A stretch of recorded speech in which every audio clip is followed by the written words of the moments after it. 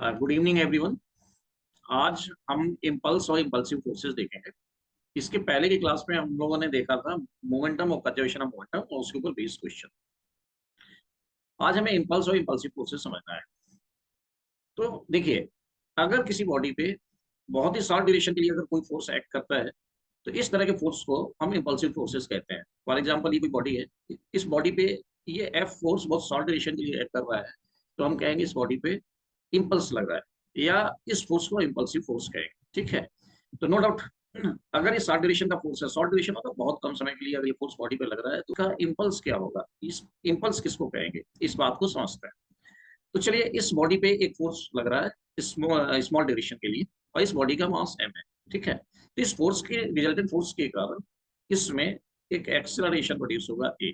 इस बॉडी पे resultant force f है, नो डाउट mg नीचे नॉर्मल ऊपर n और mg। अब न्यूटन सेकंड लॉ के अकॉर्डिंग हम क्या लिख सकते हैं, by the Newton second law हम लिख सकते हैं resultant force acting on body equals mass of the body times acceleration. ठीक है, फर्दर हम इसको क्या लिख सकते हैं, इसको हम लिख सकते हैं F equals m d v by d t. इस इक्वेशन को फिर हम इस फॉर्म में लिख सकते हैं F d t equals m d v. इसको अगर हम इंटीग्रेट करें, बोथ साइड इंटीग्रेशन का साइन हम यहाँ बनाएंगे। इसको हमने इंटीग्रेट किया और यहाँ पे टाइम में लिमिट लगाएंगे, T1 से T2 टाइम के बीच, इंस्टेंट्स के बीच में ये फोर्स लग रहा है। हमने यहाँ पे टाइम में लिमिट लगाया और T1 से T2 इंस्टेंट के बीच में ये फोर्स लग रहा है और इस दौरान बॉडी के वेलोसिटी में चेंज हो रहा है V1 से V2। देखिए यहाँ dt लिखा है तो टाइम में लिमिट होगा, यहाँ dv लिखा है तो यहाँ वेलोसिटी में लिमिट होगा। ठीक है, तो अब देखिए इस इक्वेशन को फर्दर कैसे लिख सकते हैं, ये लिख सकते हैं F dot d t T1 to T2 और नाउ दिस इक्वल्स टू, अगर सिस्टम का मास कांस्टेंट है तो m बाहर लिया जा सकता है और dv यहाँ होगा और लिमिट होगा v1 से v2। अब dv को इंटीग्रेट करोगे तो v आएगा, तो m v लिमिट होगा v1 से v2। This becomes m v2 minus m v1। So देखिए फाइनली हमारे पास ये इक्वेशन होगा f dot d t T1 to T2 limit हो गया, T1 इंस्टेंट, T1 और T2 इंस्टेंट है जिस बीच में ये इंपल्सिव फोर्स लग रहा है, यानी ये इंपल्सिव फोर्स T1 इंस्टेंट पे स्टार्ट होता है और T2 इंस्टेंट तक लगता है। ठीक है, तो ये LHS हुआ और RHS क्या होगा, MV2 माइनस MV1, ये RHS हुआ। फर्दर जो LHS टर्म है, दिस टर्म, इसको कहते हैं इम्पल्स, इस टर्म को कहते हैं इम्पल्स। तो दिस इंटीग्रल, यानी कि नो डाउट ये जो फोर्स होगा T1 और T2 इंस्टेंट के बीच में एक वेरिएबल फोर्स होगा, तो इस वेरिएबल फोर्स का T1 और T2 इंस्टेंट के बीच का जो इंपल्स हुआ वो इस इंटीग्रेशन को कैलकुलेट करने पे मिलेगा। इसको J से रिप्रेजेंट करोगे तो impulse of this force is equal to now impulse of variable force here, variable force F is, इसको हम लिखेंगे J से, और इसको अगर कैलकुलेट करना हो तो हमें इस फोर्स का इंटीग्रेशन कैलकुलेट करना होगा, एफ डी टी लिमिट लगाना होगा टाइम का T1 से T2 और this will be equal to mv2 हो गया फाइनल मोमेंटम और mv1 हुआ इनिशियल मोमेंटम। तो ये फाइनली आपका इंपल्स कैलकुलेट करने के लिए रिजल्ट हो गया। या तो इंपल्स को हम यहाँ से calculate, this is the impulse of force F, ठीक है, which is acting with in the time interval between T1 and T2 and this is further equal to the change in momentum of the body। यानी किसी body पे जो किसी force का impulse अगर calculate करना है तो आपको इस इंटीग्रल को कैलकुलेट करना है या उस बॉडी में चेंज इन मोमेंटम को आप निकाल लीजिए, तो this change in momentum gives you the impulse for that duration of the given force. ठीक है, given external force, this is the external force. Okay, so this is the important relation. आपको फिर से मैं रिपीट कर रहा हूँ, अगर किसी बॉडी में किसी ड्यूरेशन में किसी फोर्स का इंपल्स निकालना है तो उस बॉडी में चेंज इन मोमेंटम कैलकुलेट कर लो, तो रिजल्टेंट फोर्स का, रिजल्टेंट एक्सटर्नल फोर्स का इंपल्स आपको मिल जाएगा। ठीक है, या अगर किसी रिजल्टेंट एक्सटर्नल फोर्स का इंपल्स कैलकुलेट करना है तो आप इस इंटीग्रल को कैलकुलेट करो। ठीक है, तो आपको उस फोर्स का for the given time interval आपको इंपल्स मिल जाएगा। I think this point is clear to everyone. अब हम आगे बढ़ते हैं कि इंपल्सिव फोर्सेज और नॉन इंपल्सिव फोर्सेज क्या होता है, इसको समझने की कोशिश करते हैं। चलिए देखते हैं impulsive and non impulsive forces. आपको जनरली दो तरह की कंडीशंस मिलेगी, जिसमें कुछ फोर्सेस को हम इम्पल्सिव कहेंगे और कुछ फोर्सेस को नॉन इम्पल्सिव कहेंगे। ये देखो, इम्पल्सिव और नॉन इम्पल्सिव केसेस ये रिलेटिव टर्म है, ठीक है ना। इसके लिए कोई एग्जैक्ट और डिफरेंस बताना मुश्किल है, लेकिन हमको ये समझना है कि अगर कोई force, large amount of force बहुत ही शॉर्ट शॉर्ट ड्यूरेशन के लिए एक्ट कर रहा है तो वो इम्पल्सिव फोर्स होगा। लेकिन अगर मान लीजिए कि कोई फोर्स है जो कि कॉन्स्टेंटली किसी बॉडी पे एक्ट कर रहा है तो वो इम्पल्सिव फोर्स नहीं होगा। इस रिस्पेक्ट में अगर देखा जाए तो देखिए, gravitational force and the spring forces are always non impulsive. इसको ध्यान रखना है, gravitational force and spring forces are always non impulsive. और जबकि नॉर्मल टेंशन और फ्रिक्शन ये केस के ऊपर डिपेंड करता है, यानी कि सर्टेन केसेस में नॉर्मल टेंशन एंड फ्रिक्शन जो है वो इम्पल्सिव फोर्स होगा और सर्टेन केसेस में नहीं होगा। ठीक है, तो इन बातों को जरा हम समझते हैं। ठीक है, तो देखिए, अगर हम देखें इस सिचुएशन को देखते हैं, let us see in this situation. जैसे कि अगर मान लो कि एक ब्लॉक यहाँ रखा हुआ है और ये ब्लॉक पे अगर हम फोर्सेस देखें तो इसका वेट डाउनवर्ड एक्ट कर रहा है और नॉर्मल कांटेक्ट फोर्स इस सरफेस के कारण इस पे एक नॉर्मल कांटेक्ट फोर्स होगा जो आपको डायरेक्शन में होगा और इसका वेट डाउनवर्ड है। ठीक है, mg डाउनवर्ड। यहाँ पे देखो, नॉर्मल कांटेक्ट फोर्स और mg ये एक कांस्टेंट फोर्सेस, जब तक ये बॉडी इक्विलिब्रियम में इस तरह से मेंटेन्ड है, ऐसे रखी हुई, तब तक ये एन और एमजी इस पे एक्ट करते रहे होंगे। ठीक है, यहाँ पे N and m g both are both are non impulsive forces, non impulsive forces. ठीक है, अब दूसरा एक एग्जांपल समझो। अगर मान लीजिए कि दो ब्लॉक कोलाइड करने को है, अगर ये दो ब्लॉक कोलाइड करते हैं, दो ब्लॉक कोलाइड करते हैं, एक राइट जा रहा है एक लेफ्ट जा रहा है, तो ये जो सरफेस है, ये कोलिजन वाला सरफेस, जब ये कांटेक्ट में आएंगे, जब ये कांटेक्ट में आएंगे तो इनके ऊपर नॉर्मल फोर्सेस लगेंगे। मान लीजिए ये ब्लॉक ए है और ये ब्लॉक बी है, तो ब्लॉक ए बी पे एक नॉर्मल फोर्स लगाएगा इस डायरेक्शन, और ब्लॉक बी उसके अपोजिट डायरेक्शन में उतने ही मैग्नीट्यूड का नॉर्मल फोर्स लगाएगा। ये इस कांटेक्ट सरफेस, जहां कांटेक्ट बन रहा है उस सरफेस पे ये नॉर्मल फोर्सेस लगेंगे। ये किसने लगाया? बी ने लगाया ए पे। ये किसने लगाया? ए ने लगाया बी पे। ठीक है, तो ये फोर्सेस क्या है? यहाँ पे ये forces impulsive forces and acting between the colliding body,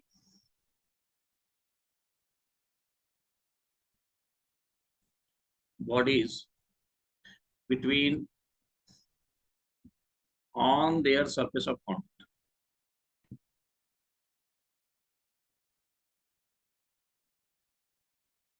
and acting between the colliding body on their surface of contact. This is these two are the impulsive forces. A पे ये impulsive है और B पे ये impulsive है। B पे जो impulsive force है वो A लगा रहा है और A पे जो impulsive force है वो B लगा रहा है। This is not long duration forces. जब तक इम्पैक्ट होगा तब तक ये फोर्सेस रहेंगे, इम्पैक्ट खत्म, ये फोर्स खत्म हो जाएगा। ठीक है, इसी तरह से और एग्जांपल आप देख सकते हो। जैसे कि मान लो कि एक स्फीयर है, मान लो कि ये कोई स्फीयर है, इस सरफेस पे रखा हुआ है। एक दूसरा छोटा स्फीयर अगर इसके ऊपर गिराते हैं, तो जब हम गिराएंगे तो इन दोनों के बीच में एक नॉर्मल कांटेक्ट फोर्स एक्ट करेगा। जब ये कांटेक्ट में आएंगे तब इसके ऊपर इधर और इसके ऊपर नीचे की तरफ उतने ही मैग्नीट्यूड का। तो ये जो कांटेक्ट फोर्सेस हैं, ठीक है, ये शॉर्ट ड्यूरेशन के लिए एक्ट होंगे। और यहाँ पे एन जो होगा इम्पल्सिव फोर्सेस होगा, इम्पल्सिव फोर्स है। ठीक है, तो इन सारे सिचुएशन में हमने क्या देखा? एन इम्पल्सिव फोर्सेस है। देखिए यहाँ पे क्या देखा आप? यहाँ पे ये एन इम्पल्सिव फोर्स नहीं, यहाँ कोलिजन के केस में एन नॉर्मल कांटेक्ट फोर्स जो सरफेस कांटेक्ट में आता है, तो यहाँ वहां पे लगने वाला normal contact force impulsive force होता है। इस केस में भी आपने देखा कि इन दो बॉल्स जब ये कांटेक्ट में आएंगे तो ये एन बहुत शॉर्ट इंटरवल के लिए लगेगा और ये इम्पल्सिव फोर्स होगा। अब इसी तरह से देखते हैं, जैसे मान लीजिए कि कोई ये ब्लॉक है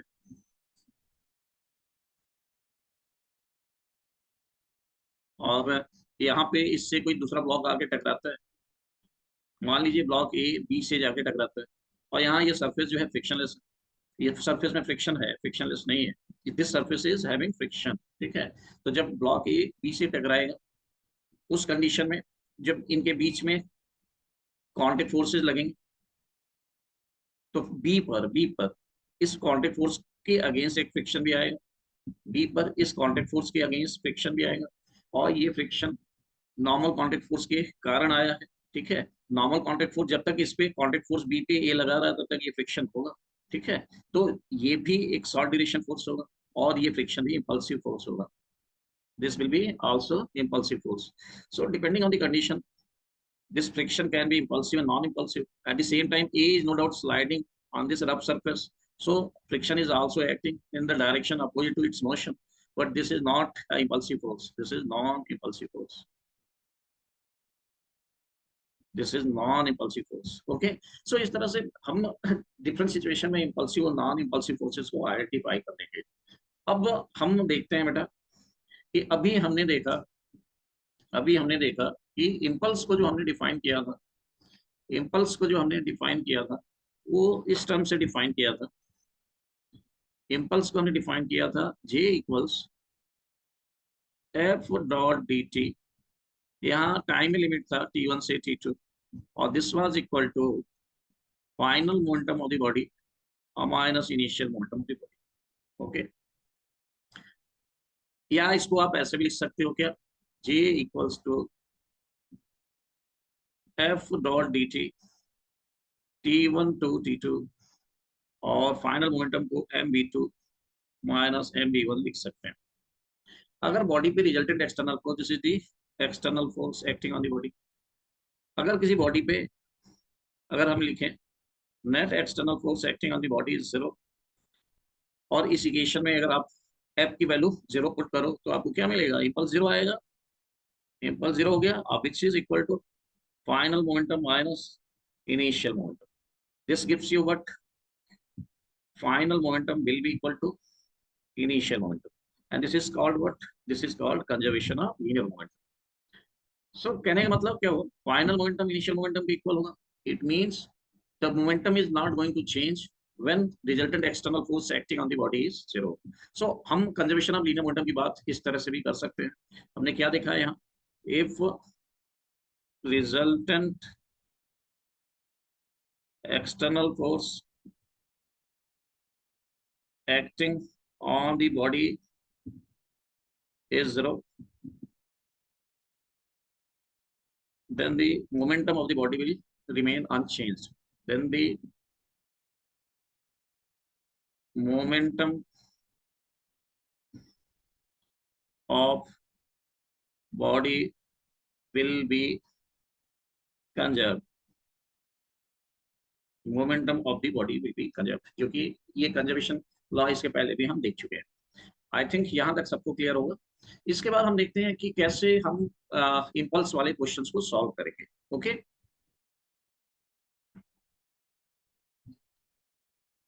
देखिए पहले हम लोग इम्पल्स पे छोटे छोटे क्वेश्चन देखते हैं जिससे कि इम्पल्स के इक्वेशंस बनाना आ जाए, ठीक है। इम्पल्स के इक्वेशन बनाने में दिक्कत होती है, ठीक है।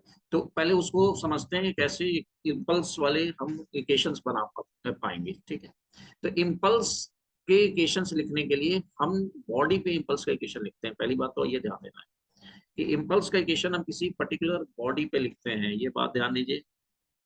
we to write the equation of impulse we select a particular body, ठीक है। to write the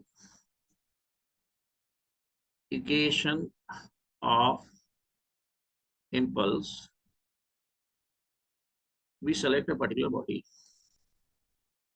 select a particular body, ठीक है। तो देखिए हमें किसी अगर इम्पल्स का इक्वेशन लिखना है तो हम किसी एक पर्टिकुलर बॉडी के लिए इम्पल्स का इक्वेशन लिखेंगे, ठीक है। ये सारी चीजें हम इस क्वेश्चन में अप्लाई करके देखेंगे। तो पहले तो देख लो ये क्वेश्चन क्या है।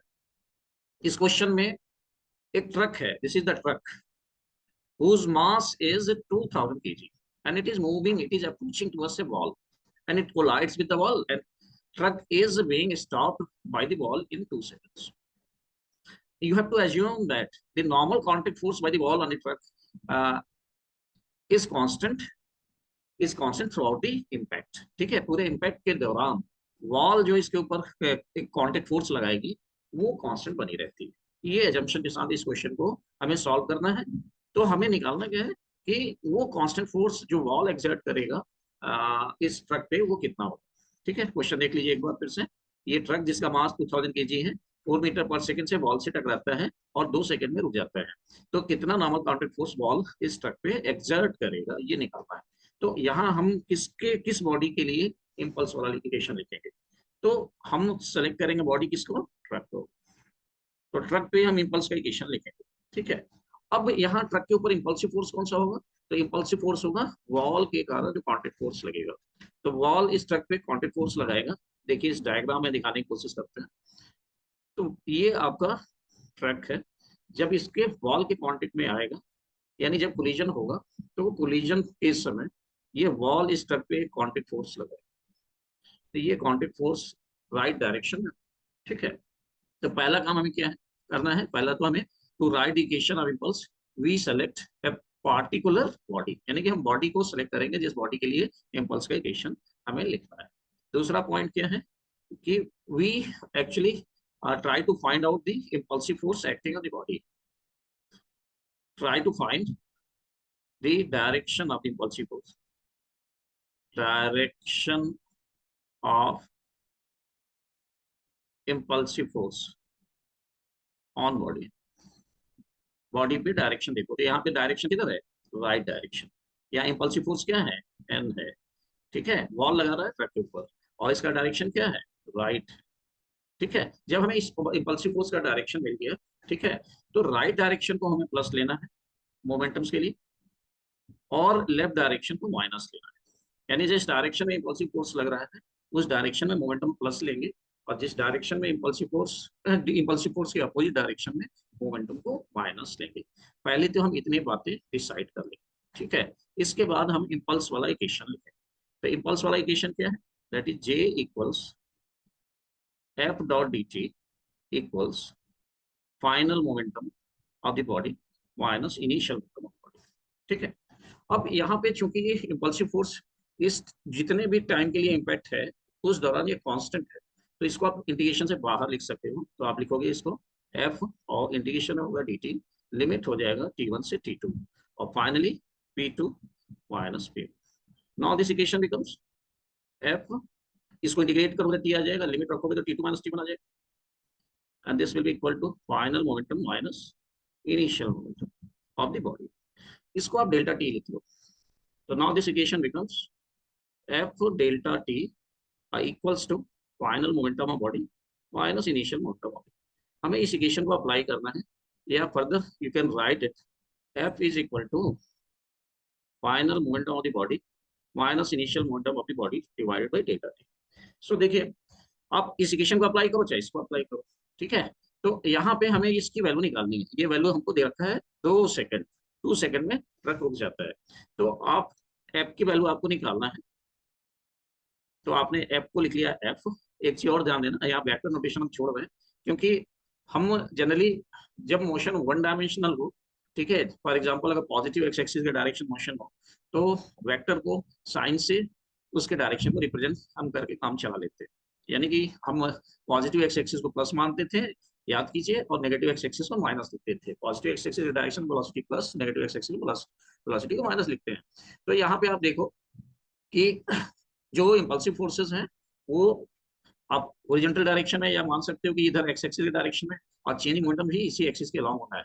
तो इस साइन कन्वेंशन को यूज करेंगे, यानी कि पॉजिटिव एक्स एक्सिस में चूंकि इम्पल्सिव फोर्स है तो उस डायरेक्शन में मोमेंटम को प्लस लेंगे और नेगेटिव एक्स एक्सिस में इम्पल्सिव फोर्स के अपोजिट डायरेक्शन में तो उस डायरेक्शन में मोमेंटम को माइनस लेंगे। ठीक है, तो अब हमने वेक्टर नोटेशन यहाँ छोड़ेंगे और डेल्टा टी को हम क्या लिखेंगे, डेल्टा टी को हम लिखेंगे 2 सेकेंड। फाइनल मोमेंटम, बॉडी रुक गई है, ट्रक रुक गया है तो फाइनल मोमेंटम 0। ये माइनस साइन यहाँ लिख देंगे और यहाँ ब्रैकेट लगाओ। अब P1 मतलब इनिशियल मोमेंटम। अब इनिशियल मोमेंटम देखो ट्रक का किधर है, लेफ्ट डायरेक्शन में। इनिशियल मोमेंटम ट्रक का लेफ्ट डायरेक्शन में, तो लेफ्ट डायरेक्शन में मोमेंटम को क्या लेना है, माइनस लेना है। तो अब यहाँ माइनस साइन अप्लाई करोगे और मोमेंटम कितना होगा 2000 और इंटू 4। तो ये फाइनल मोमेंटम हो गया। यहाँ से देखिए क्या आएगा, ये आएगा 2F इक्वल्स टू, ये प्लस हो जाएगा 8000, और this gives you the impulsive force की मैग्नीट्यूड आपको मिल जाएगी, दैट इज 4000 न्यूटन। तो ये आपका फर्स्ट क्वेश्चन है। ये क्वेश्चन देखिए इंपॉर्टेंट क्यों है, ये आसान क्वेश्चन, लेकिन ये क्वेश्चन इंपॉर्टेंट इस वजह से है क्योंकि यहाँ आप इम्पल्स का इक्वेशन कैसे लिखोगे, किस तरह से साइन कन्वेंशन यूज करोगे, ये बहुत इंपॉर्टेंट बात है। जैसे आगे अभी क्वेश्चन इम्पल्स के आपके कॉम्प्लिकेटेड होते जाएंगे, तो उसमें इस बात का बड़ा यूज होगा, इस बात को ध्यान दीजिएगा।